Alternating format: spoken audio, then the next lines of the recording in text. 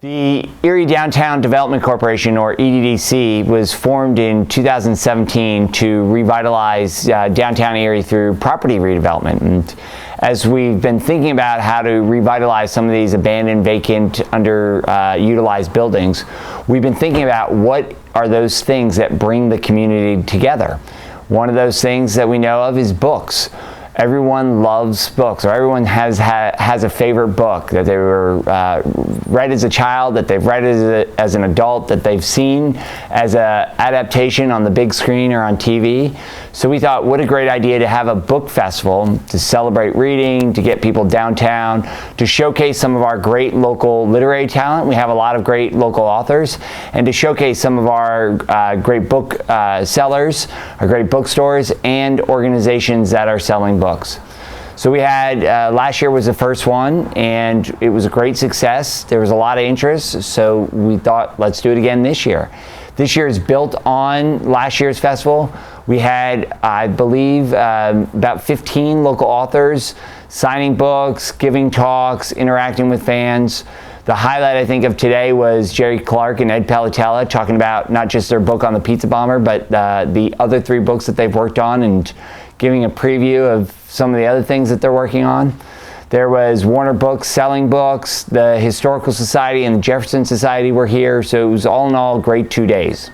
The committee that was organizing the festival was a group of volunteers who were involved with the school district, the library, the Erie Downtown Development Corporation, some of the local booksellers, all volunteers who were trying to put this together over 2 days. We realized we need more help. We'd love to have more people involved. There's a way for everyone to get involved, whether it be from helping with getting books to children or helping arrange more booksellers or local authors. The best way to get involved is to email me. That's john.persinger@erieddc.org. The committee has already talked about things that they can improve upon for next year, and so I know that there will be a meeting shortly hereafter to sort of debrief what worked well and what didn't work well from these last 2 days, and then what to plan for 2020. This has been a big success. It's gotten a lot of following in the community, but as with anything, we want to build on it and want your ideas on how to make that better. The best way to get information is to go on Facebook and go to the Erie Downtown Development Corporation Facebook page. There was an event specifically for the book festival. It has some information about who spoke this year, the times, the events and activities, and it'll be, as we preview information for 2020's event, it'll be a good way to stay in touch with the festival.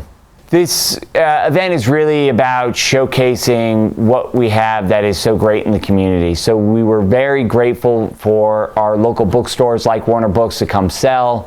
We are grateful for all of our local authors who came and gave talks. And the talks weren't just about selling books. They were also giving insights on how people can become better writers, or how they can get a book published. And we thank Community Access Media for being here to broadcast and showcase some of this great literary talent. So thank you for those of you who are watching at home, and we hope to see you downtown next year for 2020 Festival. At the end of the book festival last year, I had come down the very last day of the book festival and was very surprised to see everything in the street. I had been out of town that week and didn't know anything about it.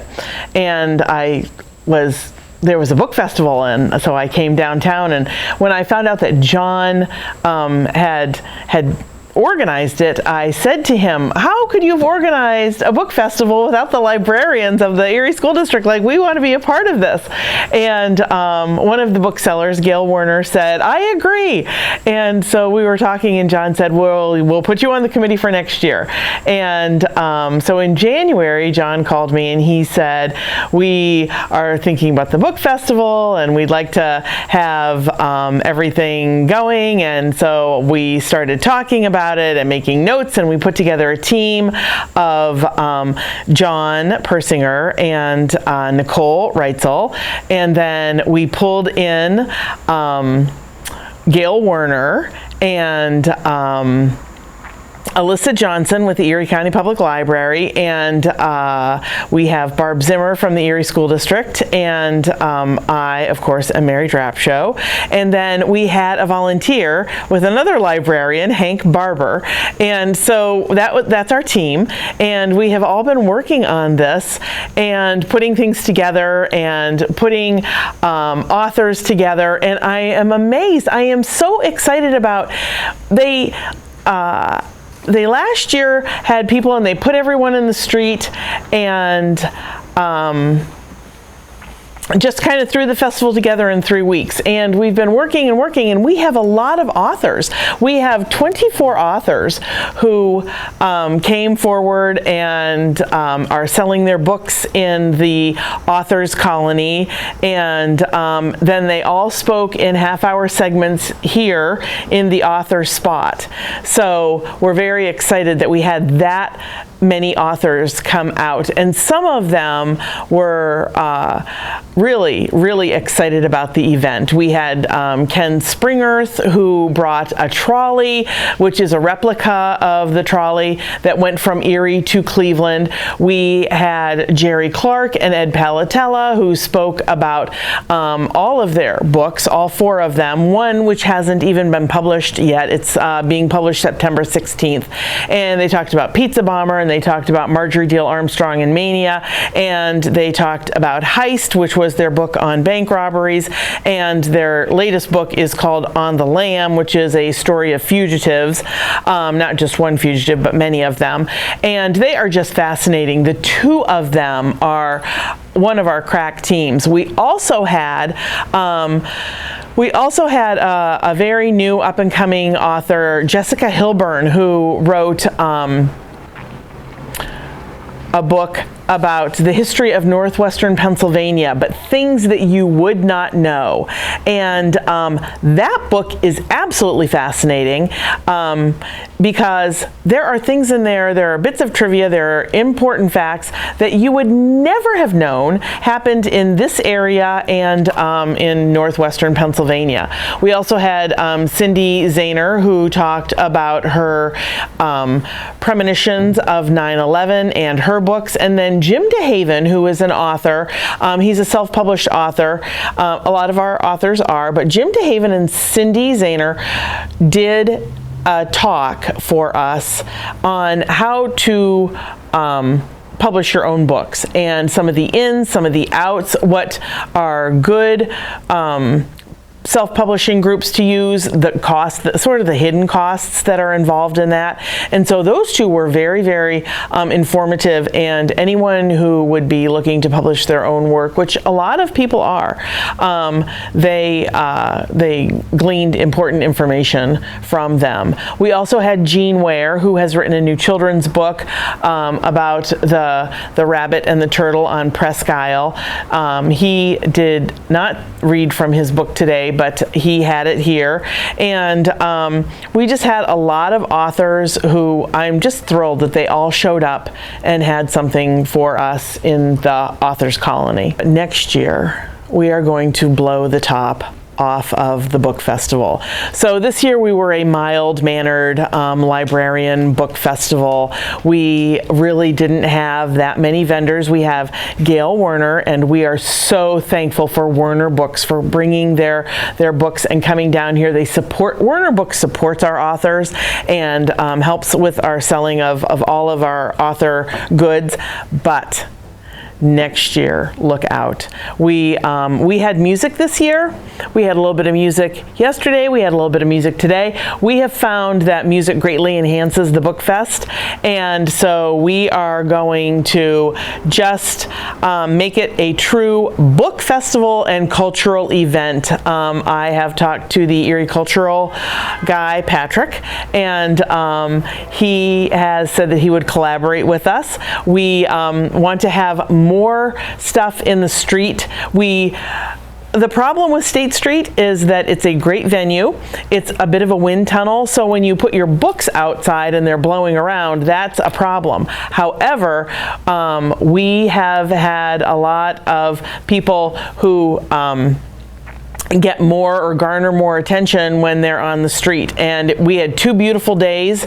Despite the rain last night, it ended and our book fest ended, and that's when the rain came. We've had 2 beautiful days, so we'd like to bring it back out into the street like the first book festival that was. They closed down State Street and had it right in the street. This year was our, while this was the second book fest for my committee, this was the first book festival. And there were a lot of things that we just did not know. We contacted authors the best way we knew how. And we have a Facebook page. The Erie Downtown Development Corporation has the Flagship Book Festival Facebook page. And we invite people to contact us if you would like to be a part of the book festival, if you would like to come and read from your works. We would also like to do a poetry slam on the steps of the Art Museum. I think that the Art Museum is a beautiful venue for something like that.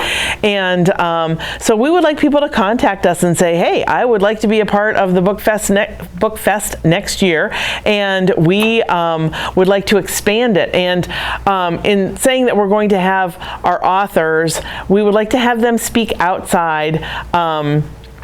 And we're thinking maybe we could get the city of Erie to give us a trailer like they use for musicians, and we could have book talks in there with the authors so that they're still accessible, they're outside, but it's a little bit of a room sort of on the outside. So we look forward to hearing from people and garnering even more authors for next year. Well, thank you for being here. I'm Ed Palatella, and this is Jerry Clark. We've written, what?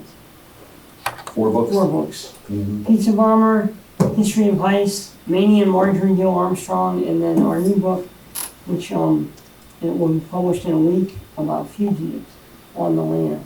So, it's pretty informal. I mean, just whatever you want to talk about, right, Jerry? Yeah. The ones on the land, you mean they haven't been caught yet? No, they've been caught. Okay, you just, how you found. Right. If I've had,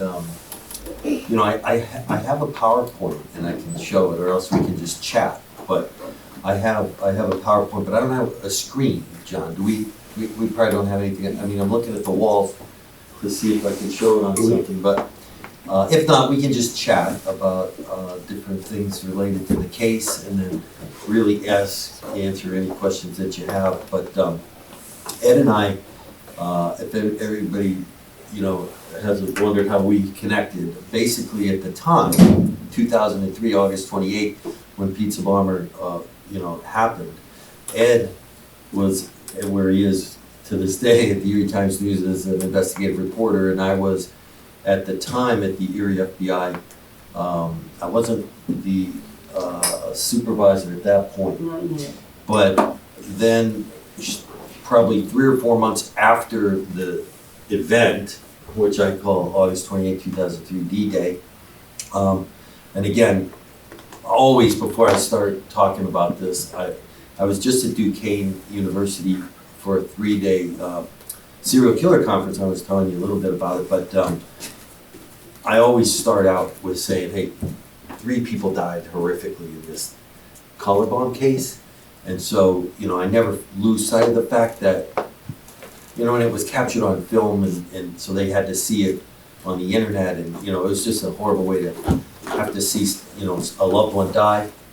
So I always remember that. And even when I teach now again and I talk about victim and victimology, and, somebody has gone through a horrific event before I usually get there. And then when I get there, I have to remember that they've just gone through something really, really traumatic, usually. And so I always caveat this when I talk about this by talking about that. So with that being said, we became acquainted through the case. And for the next several years, and after our supervisor, 4 months after this case happened, got transferred to Pittsburgh to become an ASAC,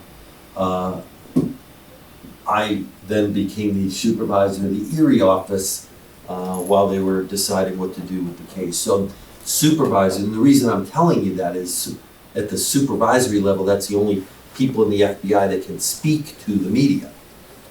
They don't like field agents talking directly to the media. So really, Ed and I knew each other and we had talked a lot, but I couldn't really give any official comment or talk to about the case. Well, then once I became that in that capacity, I was able to then establish a relationship with Ed. Now, I'm going to use the media, and Ed can talk about the media from his perspective. I'm going to use the media to assist me in a case without giving them information that in the FBI we call singular. Singular in nature, which means only the person that did that crime would know about. So, for example, if in a bank robbery, the individual walks into the bank, robs the money, and leaves, they know how much money they took because they have that. It's singular. So we try not to, announce when we know bank robberies how much money was taken. Or in an instance with these serial killers that I was just with the other day, it was amazing, these investigators, they said, if a piece of jewelry was taken, which a lot of times serial killers do, we wouldn't tell anybody about that, so that if we recovered it or if we knew somebody that had that in their possession, we'd have a really strong case of, hey, how'd you get that? So I wouldn't tell Ed a whole lot, but I would use Ed to help me advance my case. So here's another example. Bank gets robbed, I get an interior photograph or surveillance video most of the times now. I can relay that to Ed, he can put it in the paper, and we can get somebody calling in to give us information. So that's really, really helpful, and that's how we'll use. Or in our last book here on the lam, fugitive hunting. So we're looking for a fugitive, I'm gonna utilize the media and their capabilities to get a broad reach, to get us leads to help solve that case. So those are the times that I could, but I couldn't give him information that was related to anything that we thought could advance our case or give away information that was singular in nature, like I said. So that's sort of how our relationship developed.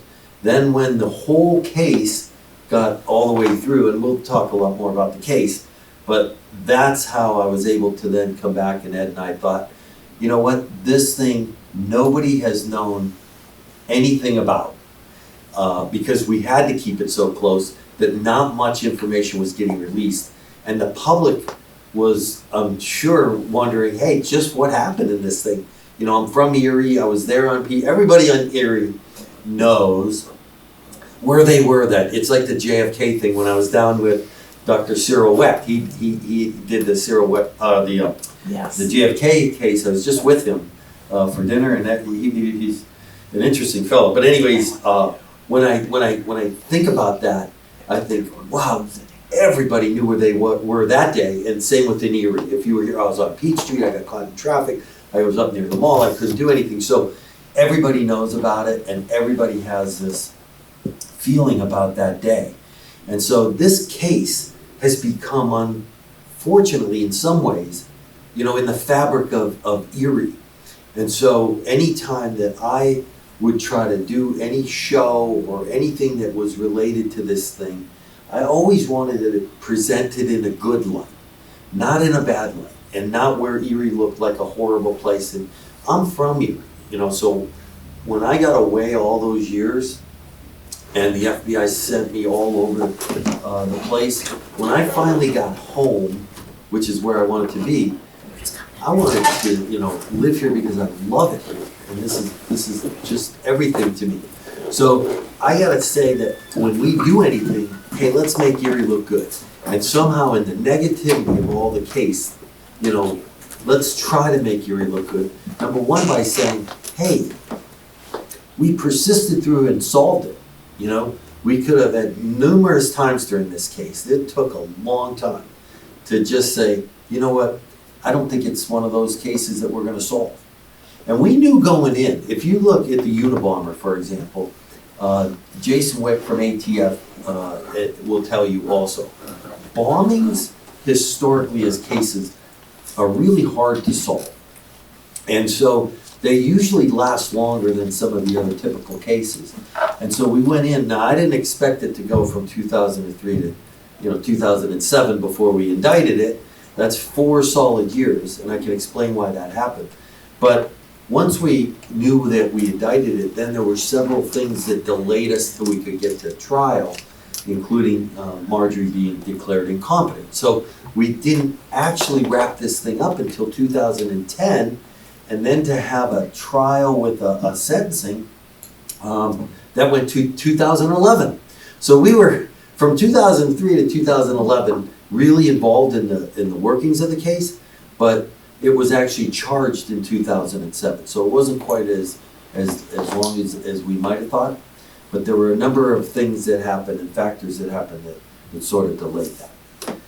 So what I can do is, I can maybe give a quick, walkthrough. A lot of you know all about it. So, you've seen Evil Genius, maybe, most everybody. How many people have seen Evil Genius? Has everybody seen Evil Genius? Now, Evil Genius, yes. You had a comment, if I could ask a question. Yes, You said please. Bombings are hard to solve. Yes. Why is that?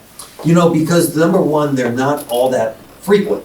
All right, so you don't see them a lot. Number two, you have to determine initially, in jurisdiction, as a lawyer, you would appreciate, jurisdiction on them are difficult too, because you're trying to figure out who is going to take a case like that. But you have to figure out what the underlying cause of the bombing was. And that's going to help you. So domestically, ATF is supposed, alcohol, tobacco, firearms, and explosives are supposed to take most of the domestic bombings. FBI is going to get into most of the international related bombings. And then locally, you're going to have your bomb units, and Erie is fortunate enough to have one. But sometimes they're going to look at the jurisdiction and say, that might be better off done federally also. So that's another issue. Then think about the crime scene. So you're going to have an explosive, explosion, and you're going to have, after detonation, evidence going everywhere and trying to put it back together. So that's always hard. And then again, because you don't have a lot to deal with from history, unless they've been involved in bombings before, you don't have a lot to go on. So you're looking at, usually in a case, MO, right, modus of operandi, why and how somebody does something. And in bombings, you'll see they have a signature, usually how they make a device and how they call it a signature, but it's really how the bomb's put together. Let me give you an example. In our case, it had 2 pipe bombs in it. There was only one that detonated. And if you look at the reason for that, it was because the bomb maker, which turns out to be Bill Rothstein, which we all know, instead of using end caps, where you would use some sort of cap to screw on, he tried to really close off both with plates, and he used all thread, and then tried to use screws on the end and hold the plates against the back of the bomb, the pipe.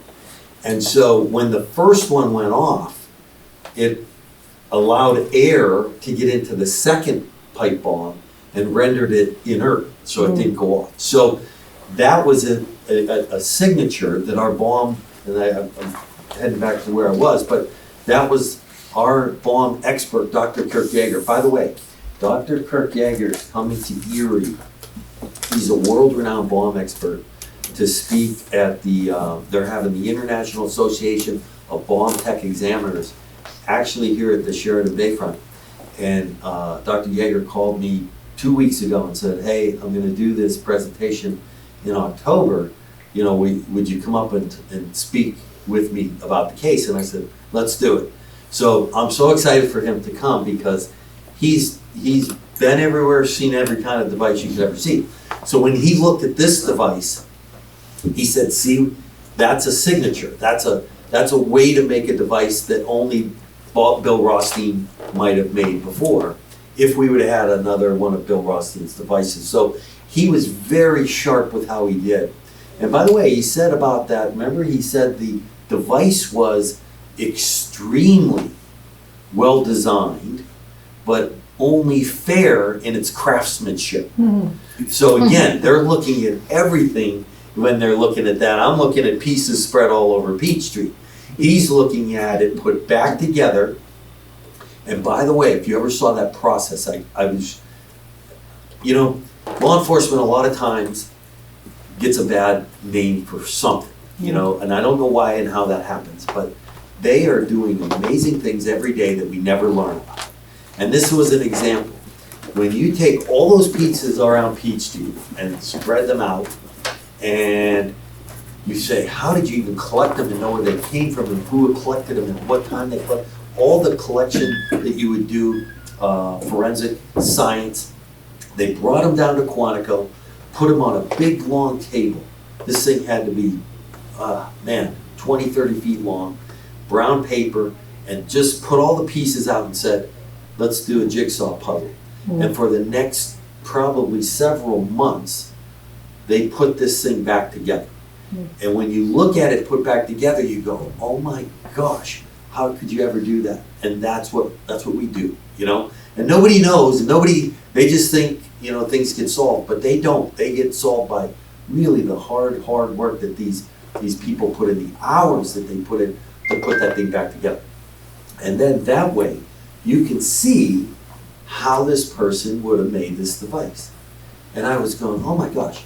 They were using MRI scanners like you would use in any medical facility to see the interior workings of this, even to the screw that was in there, to see how and why that person put a screw there. And I was fascinated. I said, what are you going to use that? And he said, because I want to know before we take it apart how it was made. And then certainly they're going to use every piece of that to put DNA sampling involved, and they're going to try to get fingerprints or anything that they can forensically to help us with our case. Mary? I don't understand how they could use an MRI scanner. I mean, we can't even go into an MRI scan. It was specifically made for medical. Oh, okay. So this thing, in fact, they told me, I didn't know this, they told me that they had to find this and purchase it. They hadn't even had one. Dr. Yeager For this? For this specific collar and box, because they said before we touch it, it was the same with the cane gun. The cane gun that Brian Wells had was so unique and so rare that they had never seen one before. They didn't want to take it apart. They wanted to really just study it over and over. And then finally, once they did everything that they could on the outside, they ended up using that same MRI machine to get the interior of that, and then they took it apart. And then they try for each piece that they take apart to find evidence on it. It's fascinating.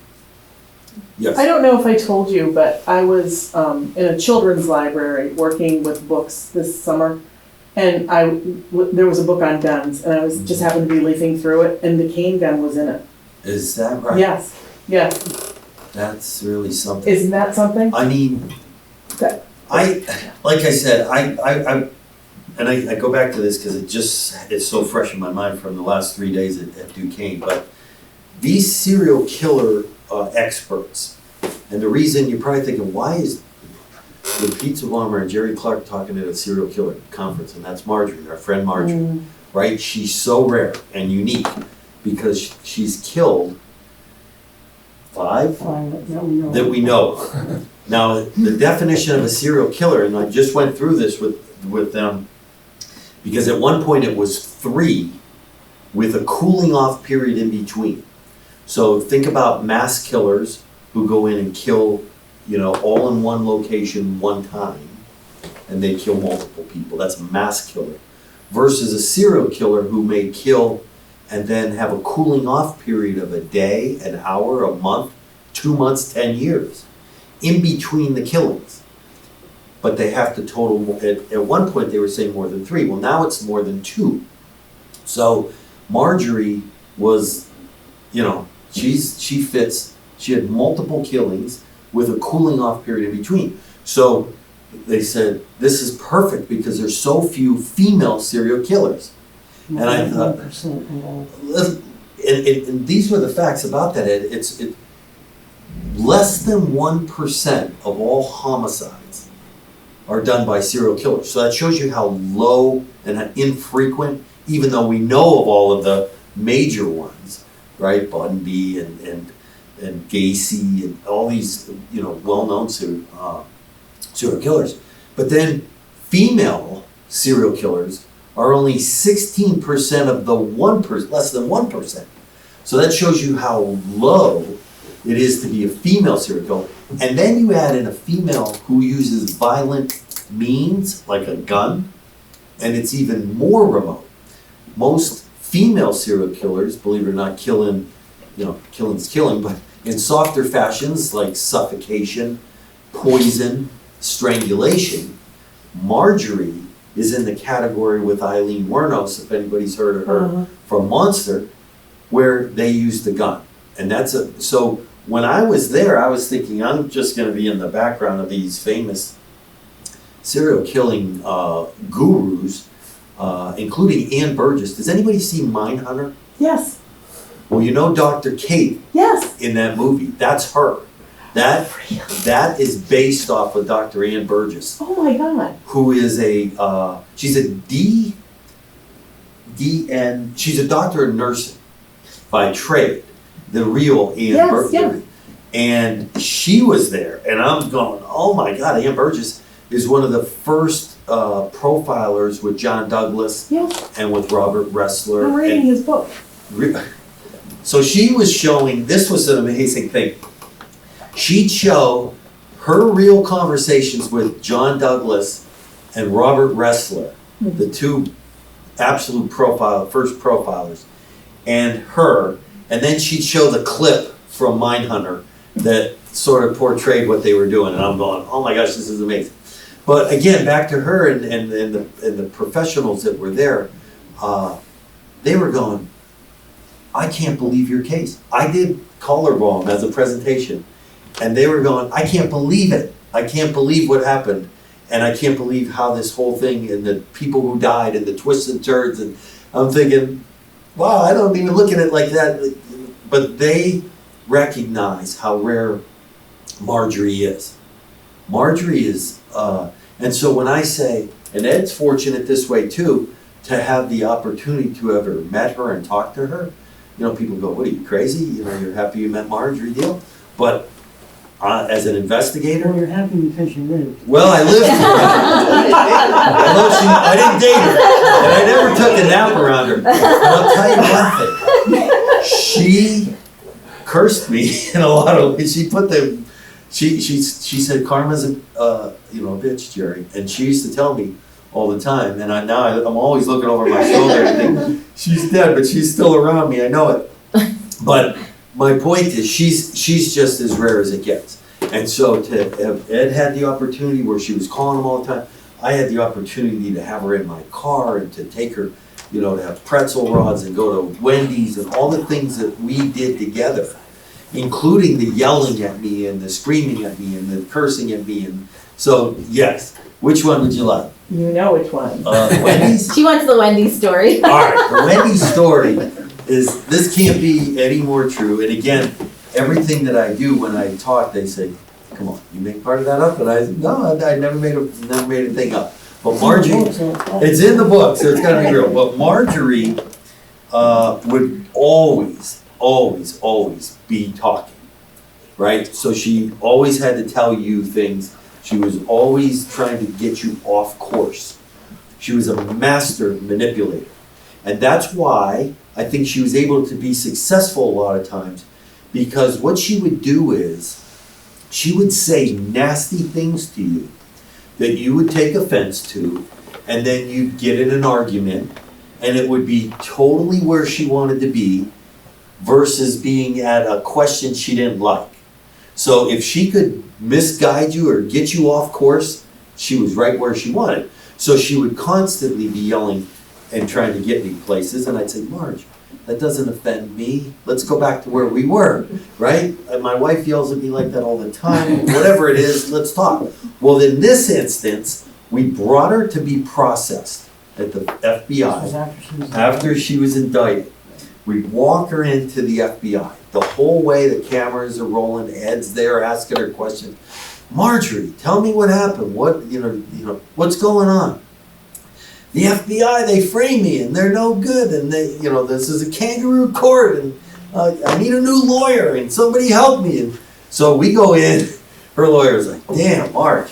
Well, we come back out, same thing, all the way to the car. FBI framed me and the government framed me and they're no good. We get into the car. I'll never forget Jason Wick, myself, her lawyer, and her. Close the doors. I get in the driver's seat, close my door. She's in the back with her attorney. And the first thing she says is, hey, Jerry, sorry, I had to do that.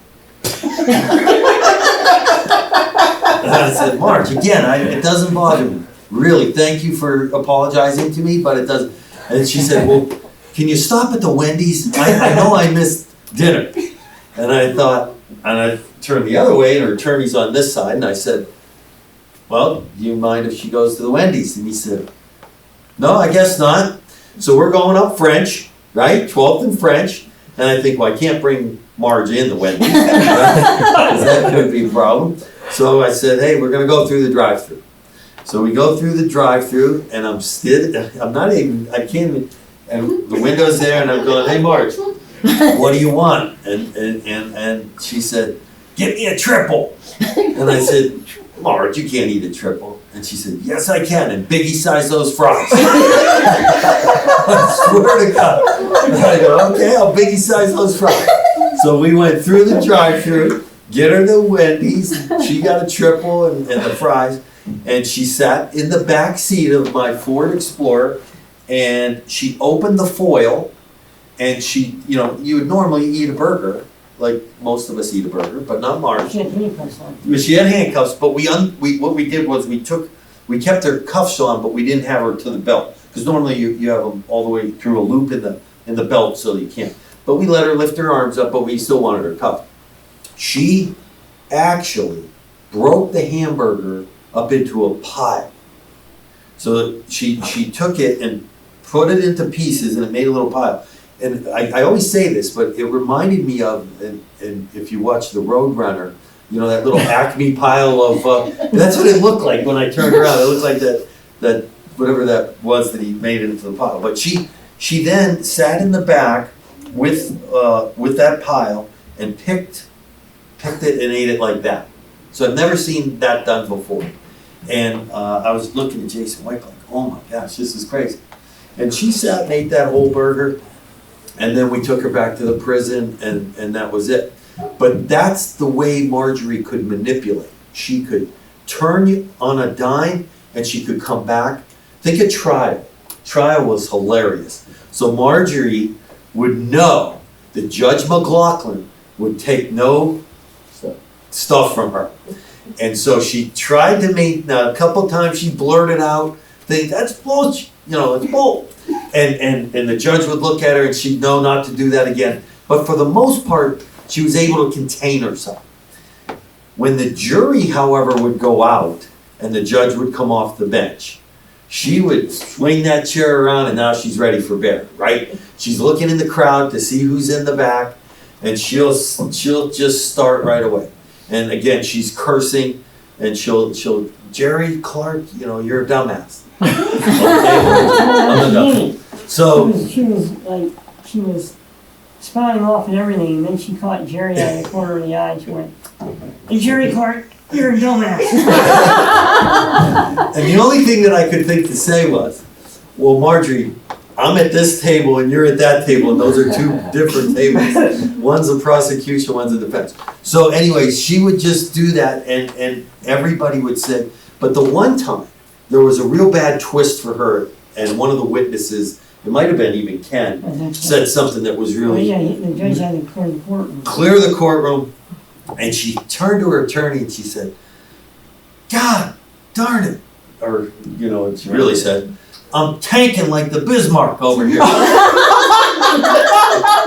She literally said that, right?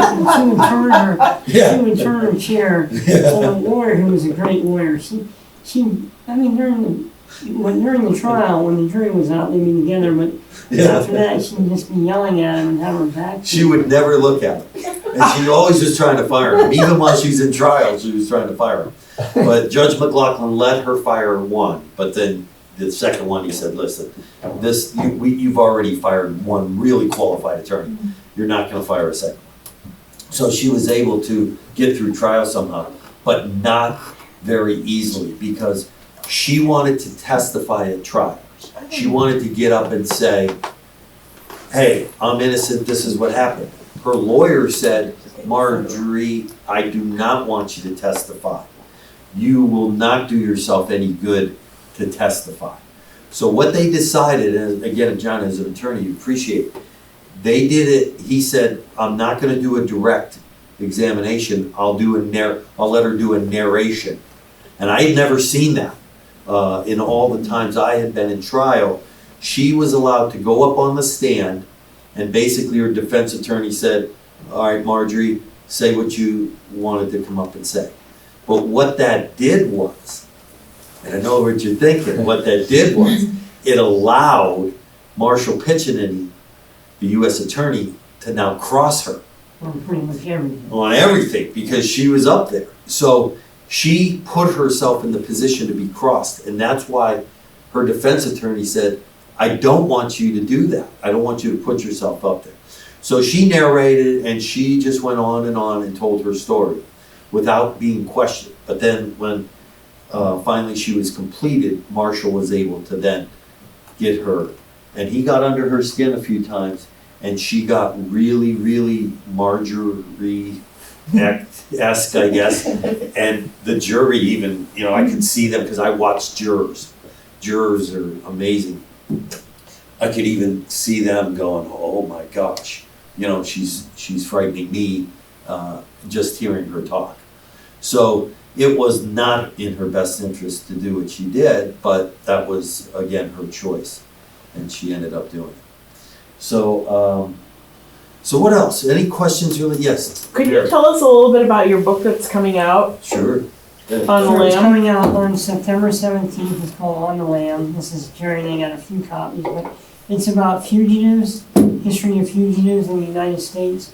A lot of it's about how the government, federal government especially, formed the U.S. Marshal Service, the FBI, to hunt down fugitives, but a lot of it's also about how the fugitive is intertwined in American culture. Everyone probably seen the movie The Fugitive, and then also based on the television series The Fugitive, just how really integral they are in terms of our culture. I mean, we're a nation that was founded by rebels and revolutionaries, and that's what fugitives are, kind of rebelling against the system. So there's kind of a love-hate relationship with them, that you're kind of rooting them on, but at the same time you don't want them in your backyard.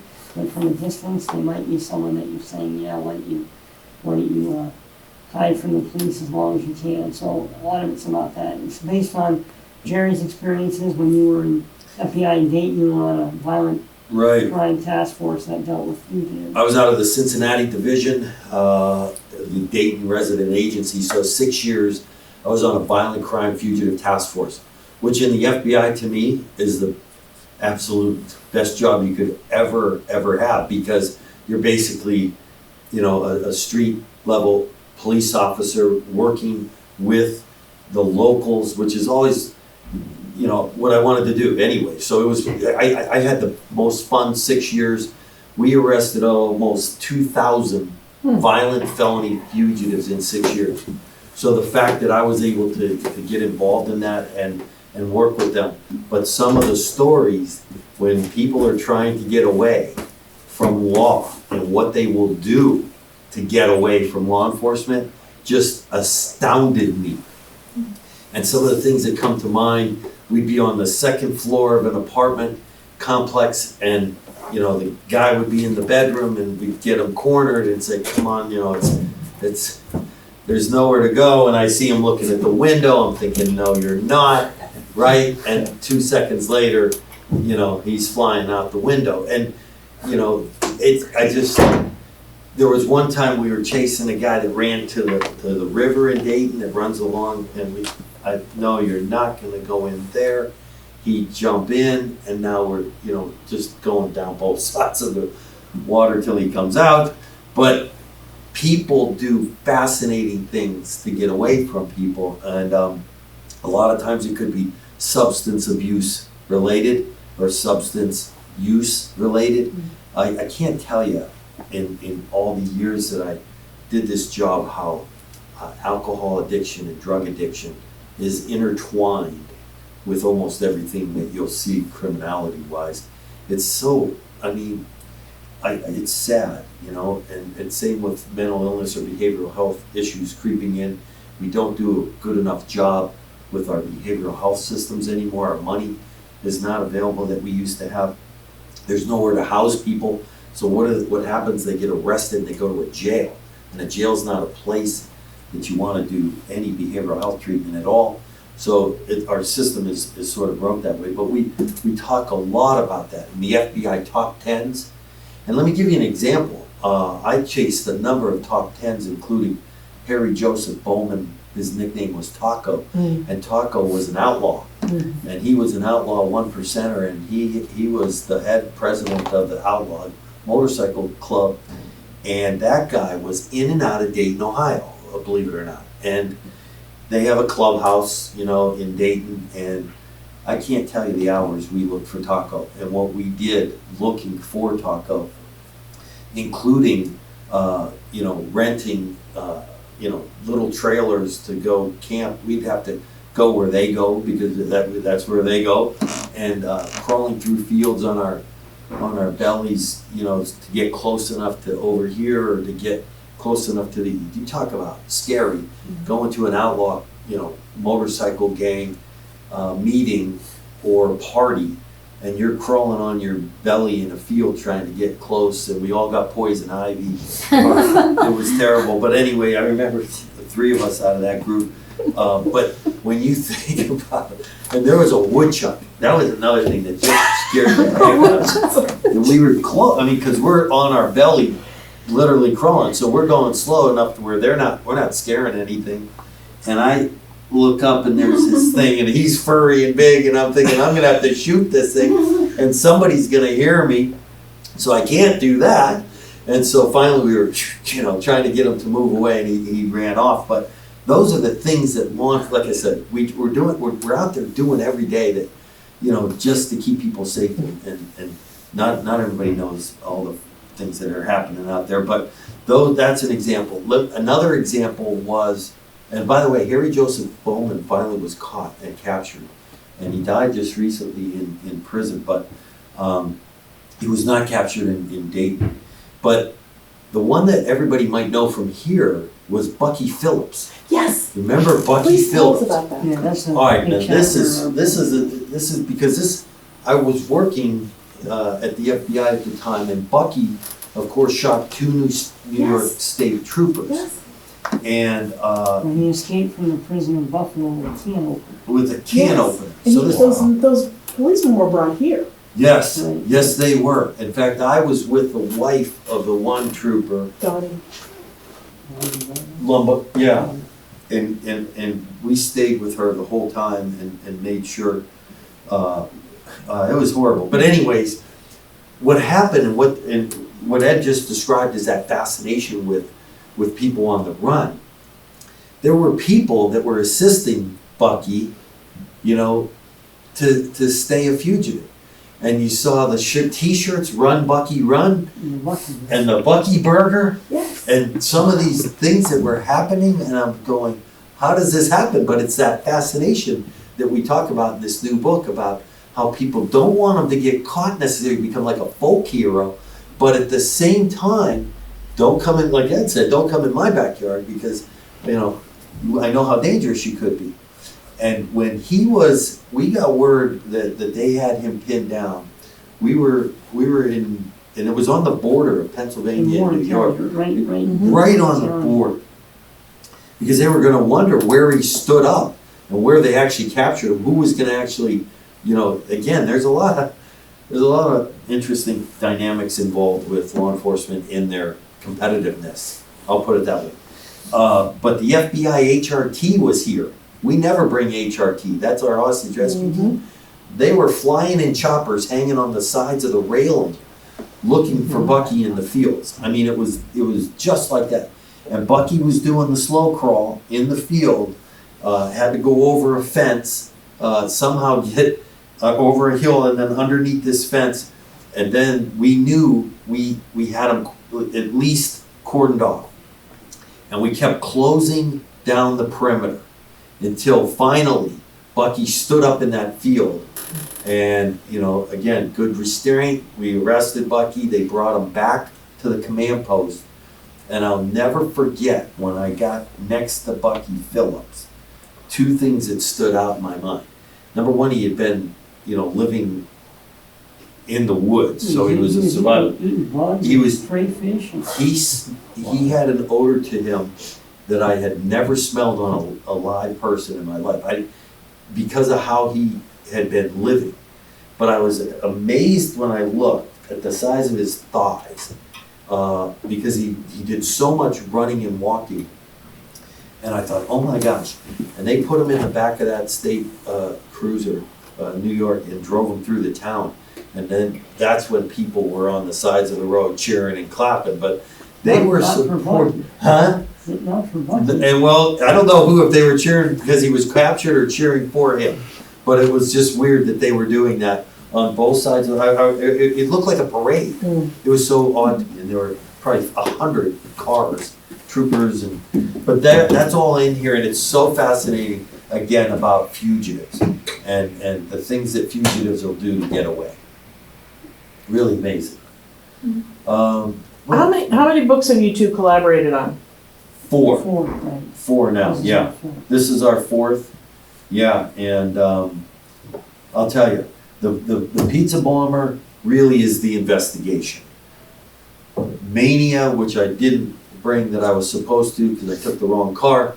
Mania is about Marge specifically, and then her relationship to the investigation. And then Heist, this was really a book about, and they asked us to do this, bank robberies and the history of bank robberies. So we start with the very first bank robbery, actually in Philadelphia, Philadelphia, Pennsylvania, and then work through some of the more modern robberies and how we get monikers or nicknames to, you know, the cell phone bandit and the Mad Hatter and Grandpa, the old geezer bandit, and you know, we give these nicknames to these people, and again, we sort of glamorize it in a real weird way, and but yet they're bank robbers, and so that's a real interesting read about all the way through to some of the current bank robberies, and how bank robberies have become less frequent. So it's one of those crimes that has gone down instead of up, and that's because of the internet, right? Now we can rob a bank sitting in our mother's basement, right? And we can steal and never have to walk in. So it's fascinating how those have decreased, and then we just wrote the link. So, Jerry, you told Yes. us when Pizza Bomber, it became a major case, and Yes. that's different from just a regular bank Yes. robbery. Yes. In Heist, are all of those major cases? No. Some of them are. Some are. Patty Hearst is in Yeah, here. Patty Hearst. And Willie Sutton. I don't know. His John name. Dillinger, John some of the more Dillinger. famous ones, Right. how they were captured and some of the things. That's sort of it. Bonnie and Clyde. Bonnie and Clyde. And again, while Bonnie and Clyde were doing really violent things, they became sort of this folk culture. And Jesse James and Yeah. Bush Cassidy and the Sundance Kid. It's all about. Jesse James is really fascinating because he was more of a terrorist than a bank robber. He was targeting banks relating to Northerners after the Civil War. So that was really interesting to us. That, you know, a lot of people think, you know, they were just robbing banks to rob banks. They were targeting banks that were either owned by or connected to Northerners who were involved with Reconstruction. So he's a fascinating character. I mean, probably one of the most influential people in American history, Jesse James and John Dillinger, just because of the way they changed how the country responded to those types of things. I mean, the laws that were passed in response to them. So that's pretty, and we go into that on the land too, how certainly how the top 10 list was developed, how the public enemies list was developed and how all that's become part of American culture, and really how the fugitive harks back to the outlaw from really ancient Anglo-Saxon culture, where you were an outlaw. I mean, if you did something that was so bad against the community, you were considered outside the law. You could be summarily executed by your neighbors or anyone. So that's where we get outlaw from. And outlaws are fugitives, the same thing. So that, in all our books, we try to go back to the source of, especially in Mamie and Marjorie Gill Armstrong, we try to go back to the source of her mental illness, Right, where she kind of went off the rails. right. And then in all the other books, we kind of try to get to the core of, like the first bank robbery, where, the first outlaw, or how that all came about. So it's really, really stunning when you think of the history of crime. Yes, John? I was going to say, there's an interesting point about sort of the mental illness, but you've obviously studied a lot of and written about a lot of different criminals. Do you see recurring traits throughout these individuals? Like common traits where you could say they all are? This is interesting, because I was fortunate enough to have a really, what I call an interesting career. And now that I'm over at Gannon University, I get a lot more into theory. And I never really thought of theory as an investigator, because it was more about, to me, putting your case together, looking for the truth, seeking that. Now, when I'm looking at theory,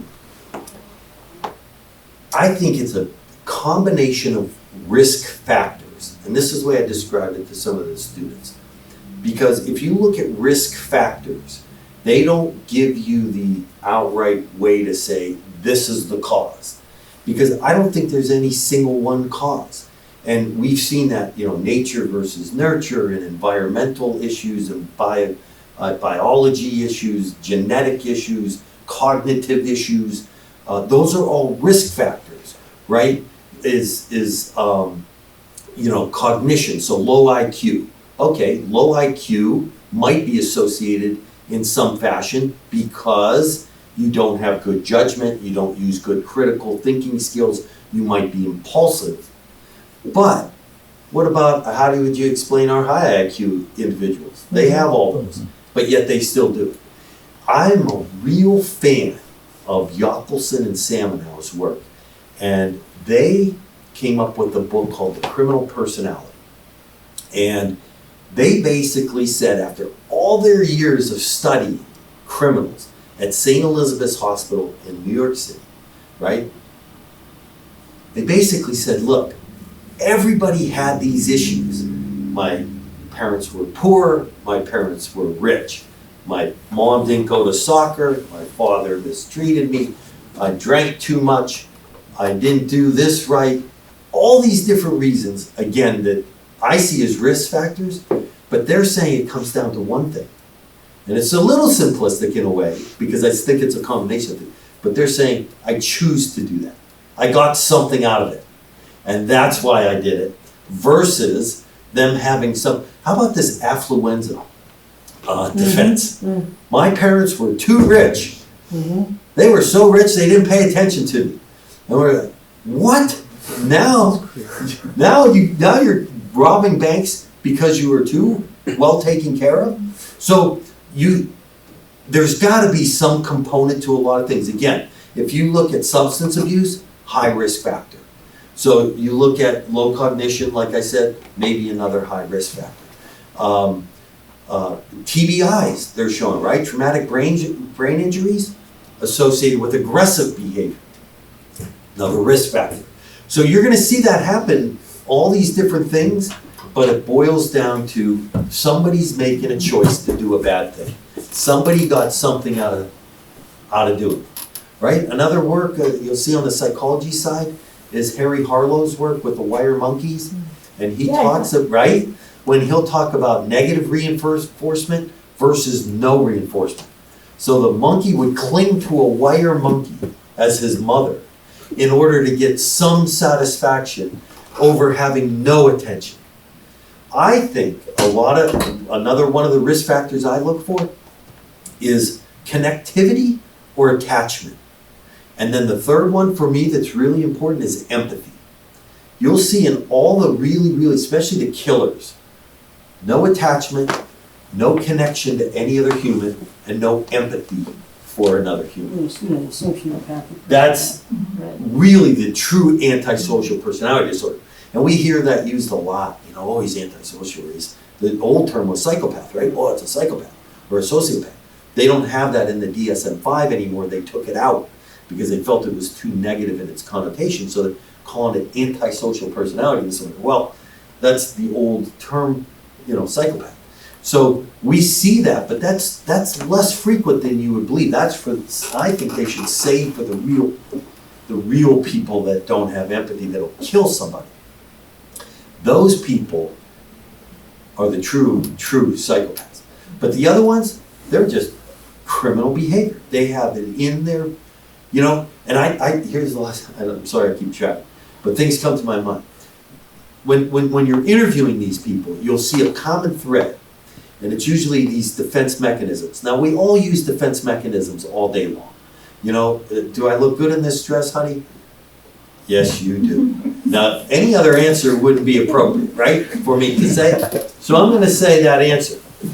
If you think about the three things in a defense mechanism that you see a criminal use all the time: projection, rationalization, and minimization.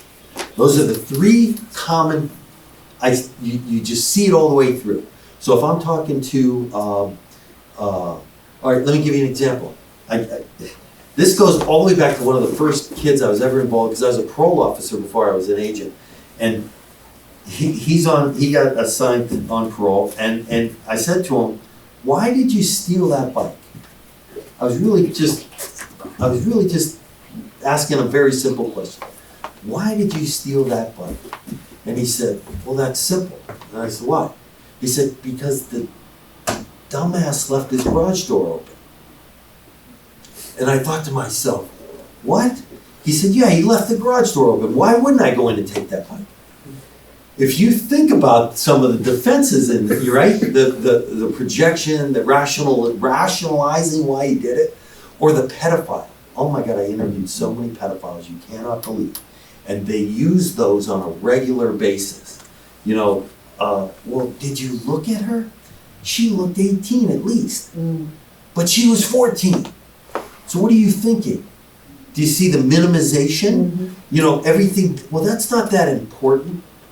Well, yeah, it is. So if you work this long enough, you'd see those three defenses that we can sometimes use, without some huge negative consequence. They use them when they don't even have to. And that was the other thing that I got used to over the course of time. People who lie when they didn't even have to have a lie. Why would you make that? Why would you tell me that? You could have told me something that was much easier. But they still lie when they don't even have to lie. That's the true pathological liar that you talk about. Again, you might tell a white lie if something looks good or doesn't look good, or how's my hair? Looks great. But the pathological liar lies when they don't even have to lie. And that becomes fascinating to me. I always used to I'd sit there going, I cannot believe that. And you know what you use on that, on an interrogation technique? Something called cognitive load. Everybody remember Jodi Arias? She killed her boyfriend in the shot, right? Just stabbing him, and right? And she's minimizing, she's projecting. Do you see her doing handstands? If you ever get the chance to pull this up, they have the interview of Jodi Arias. Pull it up. When the investigators walk out of the room, she's doing handstands on the wall, she's singing, she's talking about her hair, and they come back in. But when you go into the room, she was able to switch it back, right? And now she's starting to lie. And everything she says is a lie. So interrogation for somebody like that becomes really valuable if you can use something we call cognitive load. And cognitive load is keep asking them questions that you know they're lying to, right? Because a lie is really hard to make up. And to continue to make them up is really difficult. Ask your son or daughter, hey, who are you with tonight? Johnny. Well, where'd you go? Johnny's house. Now, each lie that they do, right? My wife always told me, don't interrogate your kids, stop it. But I'd say, well, where did you go? Well, we went to McDonald's. Each lie that they tell now becomes more difficult. And the cognitive load part is, after they're all done, go back through. Now tell me, who are you with again? Jimmy. Or no, was it Johnny? Because it wasn't true. You can remember the truth easier because it happened. It's harder to remember a lie. So if you load those questions and then make them repeat them in making up the same lies, they're very difficult. So those are some of the techniques that you use on an interrogation that become really valuable. Anybody else? I'm just sort of chatting, I apologize. Well, a lot of the criminals that we write about in our books are some of the more professional criminals.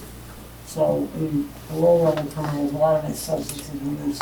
Yeah. But at the higher level, you have, I mean, some of them are seem to be in competition with law enforcement.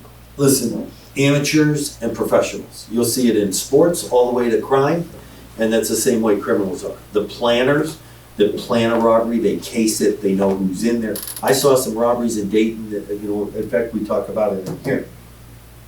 Some of the best you'll ever see. Headsets, scanners, countdown timers, jump in the vault, all black clothing, stolen car, dropped vehicle, the whole thing. The best way to rob a bank, right? There's several ways that's pre-planning. That's knowing, hey, we got 30 seconds.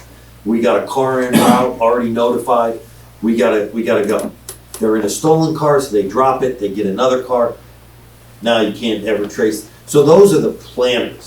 All the way down to the guy on the other end of the spectrum who goes into the bank with his checkbook, writes, this is a robbery on his own deposit slip. And we can't make that up. On his own deposit slip. Those you see all the time too. So there's a wide range, but always look at it like you would anything, the really, really good ones and the really not so good by their professional capabilities and play. Mary, you had a question? I was going to ask you to just refresh us with the one who's still alive, Ken. Oh, no, he's Okay, dead. no. Oh, did he die? Yeah. With the Jason Wick. The Floyd. Jason Wick is the driver, and you were in the back seat. Yeah, listen, that's another true story. Ken Barnes was a creature of habit, and you'll find criminals to be very creatures of habit. They do the same thing all the time. I rob a bank in a president's mask. Guess what I'm going to do to the next one? Rob it in a president's mask. Because it worked. Now, it may be short-lived, but they thought that it worked. So they're going to use it again. And you see that with them. Well, Ken, we had his pattern now. And Jason and I knew when he would go walk to one of the shelters to get some bread or some milk, and we'd be on the road. And we'd be waiting for him, and he'd think it would be by accident. And we'd make him think it was by accident. Hey, Ken, oh my God, I can't believe we just bumped into you. We knew where he'd be. So the one time he's walking and he'd see us and he'd go, oh, these guys. And we said, Ken, get in, we'll give you a ride. No, that's all right, I'll walk. And I'd say, no, look at those shoes. Gosh, your feet must be hurting, get in. So he, in this instance, it was right over near Erie Insurance Exchange. I'll never forget it, on 6th and Holland. He got in the vehicle. Jason Wick was driving. Ken got in the front seat with him, and I was in the back seat. And I was sitting directly behind Ken, and he's in the passenger seat. And we're starting to drive toward the FBI building because we were going to take him in to see if he would chat. And Ken was getting a little agitated because he probably realized, damn it, I shouldn't have got in the car again. These guys, but he didn't tell us no, or else we wouldn't have, obviously, we're not going to kidnap him, but he would get in.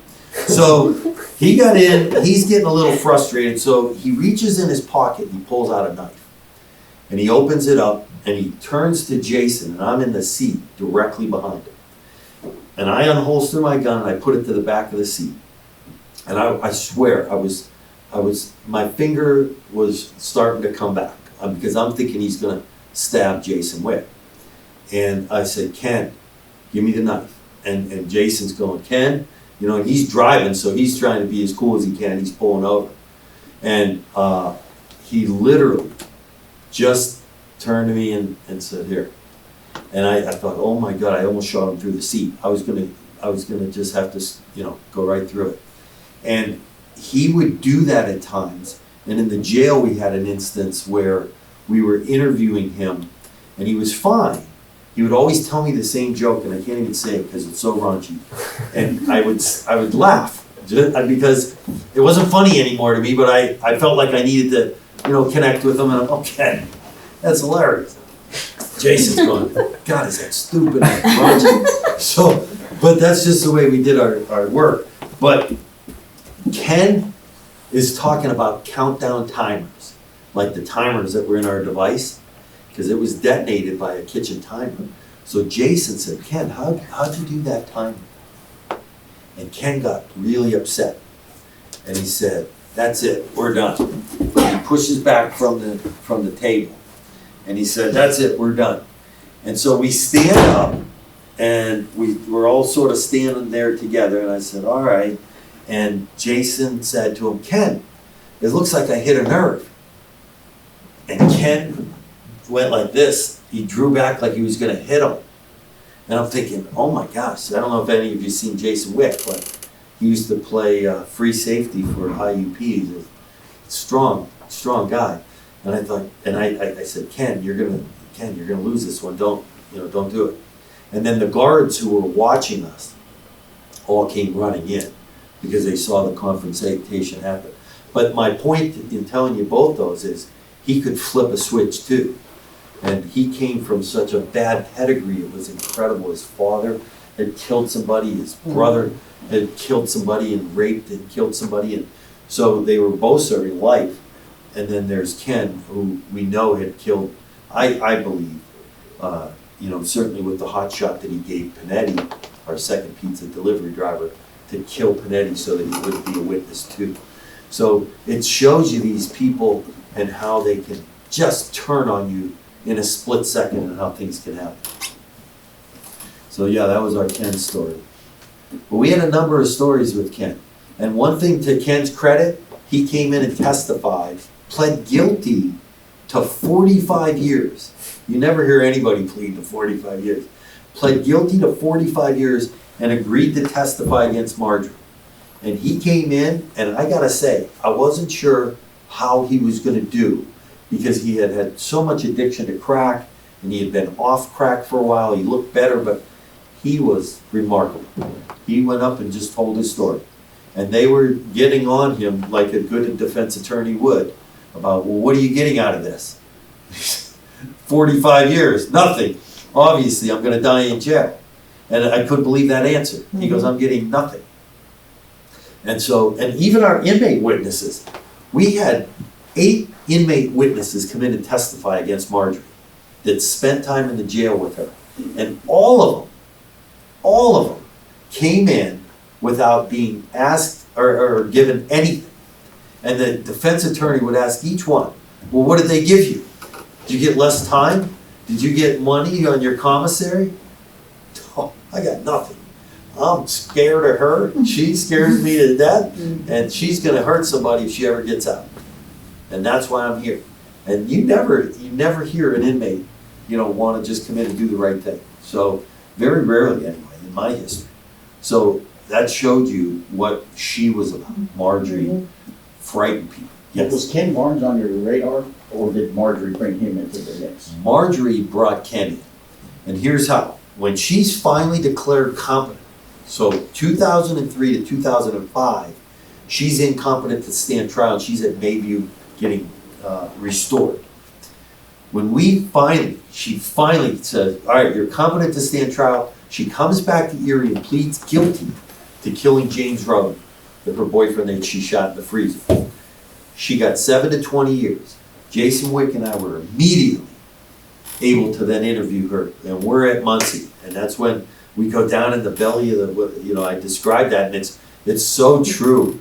Muncie's an old correctional facility, and we were down it reminded me of Silence of the Lambs, not quite as dingy and dark as the hallway, but it was dark and it was old. And we went down in there, and here comes Marge. You can hear the chains. I'm going, oh damn, this is sort of weird. Jason's sitting there going, oh, this is weird. And here she comes, and bam, sits down. What do you want? And we say, hey, Jerry and Jason, we're here from Erie to talk to you about the pizza bomber case. Can you tell us about Brian Wells? I'm not telling you a damn thing until you move me closer to Erie. And I said, all right, we're federal agents, but you're in a state system, but I'll see what I can do. She wanted to go to Cambridge Springs. And as we were walking out, she says, you need to see a guy named Ken Barnes. And then we turned back and said, okay. And she said, talk to Ken Barnes. So when she left, we said, wait, we know that name somehow. It wasn't related to our case, but Jason and I both had heard him. He was a drug dealer and we knew it. And that's when we started thinking, oh my gosh, is this possible that Jessica Hoopsick, our crack-addicted prostitute that Brian Wells knows Ken Barnes, and Ken Barnes now links for Marjorie and Bill Rothstein? That was like a killer day for us. So we went to find Ken, we then went to find Jessica, and Jessica drove us to everywhere she bought crack cocaine, and one of the houses was Ken Barnes. So that was really a big, big day for us. I just think that this is so fascinating, and every time you tell it, like you're just, like, I think that we kind of, I don't know, just I maybe, but think of them as like the apple dumpling gang. Like they didn't get anything right, but yet they weren't. They were so diabolical and so evil. Yes. And the fact that the like-minded evil found each other. So the fractured intellectuals that they called themselves, and they meet at Valerios, right, of all places, to go, and they only could talk to each other. You know, they didn't seem to get along with anybody except each other. But the funny part was that after this all went down, they all sort of turned on each other because they got paranoid. And I'll bet that Bill Rothstein got the money from the bank. So that's why she was so paranoid to go on the highway driving the wrong way. And she went and tried to retrieve stuff from the site. She thought he had the money. But Bill Rothstein couldn't get the money from Brian Wells from the bank robbery because the 911 callers and witnesses were watching him. So he couldn't get close enough. So Bill Rothstein had to move away from Brian, and then Brian went and did the stop at the McDonald's, got the note, and then was pulled over at the Eyeglass World, and that's when detonation happened. So they became very volatile of each other. And I specifically remember Floyd Stockton and Bill Rothstein together at Bill Rothstein's house. When Bill Rothstein, this is right before this thing happened, he said, hey, I'm going to meet Marjorie. This is Bill Rothstein to Floyd. I'm going to meet Marjorie. If I'm not back in 15 minutes, she killed me. And that's how paranoid of each other they were. It's truly amazing. Yes? Now, Floyd Stockton's the only one that's alive that was at that bomb site. Yes. So, did he sign an immunity deal? So, can he write a book one day? No. No. Okay. He's the only one alive to know was there and seen everything that happened. He was there. He had an integral And he part. lived with Rothstein for a year or so. Yeah, Yeah. So he was in the whole. He was in deep. I mean, he even put it around Brian Wells' neck. And now he was saying he was forced to by gunpoint. Others, I don't. The U.S. Attorney's Office, and again, I try to describe this way. Investigators investigate, prosecutors prosecute. We don't usually leave each other's lane, but I bring the evidence, and then the U.S. Attorney's Office thought we like him better as a witness rather than a defendant. We had a total disagreement on it, and a respectful disagreement, although sometimes it got a little hairy in that room between the couple factions. The bottom line was, they're not going to prosecute something they don't necessarily believe in, and they felt he was better as a witness than a defendant. We did not feel that way, but we respect the opinion, and we went with it. So he was going to testify against Marjorie Deal. He finally told the whole story. It took him a long time because he didn't even believe that he wasn't gonna be prosecuted. Long and short. But the bottom line was, he, at the time of trial, has a heart attack and can't come in and testify. So he never even testified. So he basically got through the whole thing unscathed without charges or without even testifying at trial. But great question. Anybody? So as far as immunity, is Yeah. he, part of his deal is he cannot talk about this case? Well, he could, right, but if he would ever disclose any information that was beyond the immunity agreement, he could be prosecuted. So There's still, yeah, he still puts himself out there if he does, Yeah. because if we get, the only thing you can't charge someone with in an immunity agreement is things they told you. But if I can corroborate something that he didn't tell me that was about him, I could still go back and Or if he charge. says something outside the immunity. Or outside the immunity agreement, then it's no longer under the agreement, so, So he'd be crazy if yeah. he was really. he's Netflix wants him Yeah, to, he's but he walking won't a do it. tightrope, so. right. He has said he'd talk to me, and me on, so I don't know what's gonna come out of that, his attorney Charbel Latouf. So I don't know if that's gonna ever happen, but he has said, I do wanna tell, he feels he's dying now, like the rest of them are all deceased, and there has been some contact with that, but I don't know if that'll ever happen. Netflix, I think, is gonna do 4 more hours. I'm convinced of it because they have videotape of Marjorie with her attorney now that was just turned over. I thought that was privileged, but the attorney decided I'm not gonna fight it. So he turned over 4 hours of interview tape with her. So we'll see what happens with that. Maybe one final question. Yes. Is there a 5th book in the works? We have an idea. Yeah, We're just taking a little break. yeah, we're taking a little break. We are doing some TV, things. well, we got some TV stuff. Yeah, we've possibly. got some really good things in the works on the TV side. We're not Good. allowed to comment on because we're under contract, but I can tell you this, if it works, it'll be very fascinating. And it's not even color bomb related. So it's something totally outside of color bomb, and we're very, very excited that we should know actually this week if this is gonna go. Good. So we're Thank very you. excited. Well, thanks for having me. Yeah. Thank you.